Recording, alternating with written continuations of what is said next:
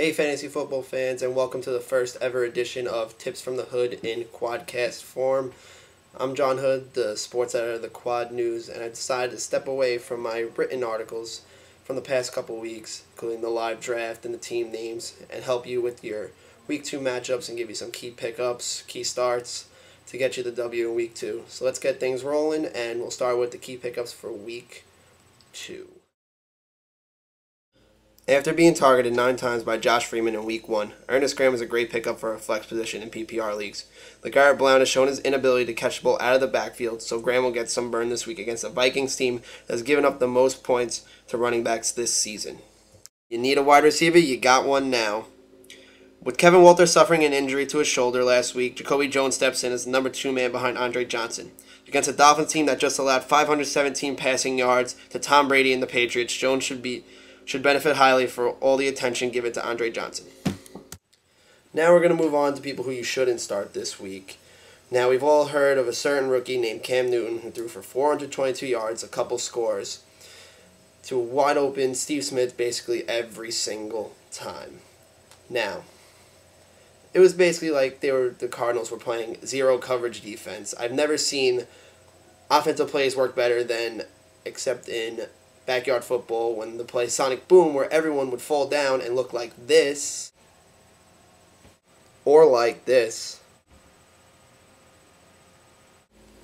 And then Cam Newton would attack this zero coverage defense, as I like to call it. And the only way he should attack it, by throwing a deep bomb, Steve Smith waiting in the end zone. But now this week is the real test, where he faces defending Super Bowl champion, the Green Bay Packers. While I agree with people who picked up Cam Newton in Week 1, just in case he decides to have an outstanding rookie year, I think you should hold off on starting him this week because we'll see how he plays out, and then if he comes out well, you have your new starter for your league. Now it's time for the part of the week where I get to select a fluke player performer, and it's honestly my favorite time. Now, it's going to hurt for me to say this, but I choose Sean Green, running back for the New York Jets this week. As you can tell, big-time Jets fan. Not by the hat, but everything else around me, old Jets.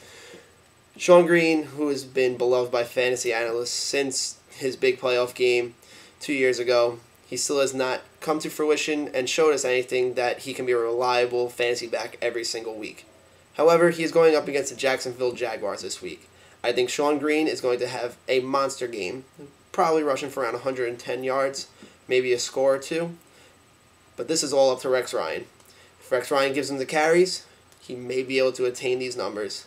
But if he decides to go with LT, bye-bye Sean Green. So, Sean Green owners, if he has a huge week this week, I say you start trading him away because it's time to get rid of him. Thank you for watching the show this week, everybody. I hope you enjoyed it.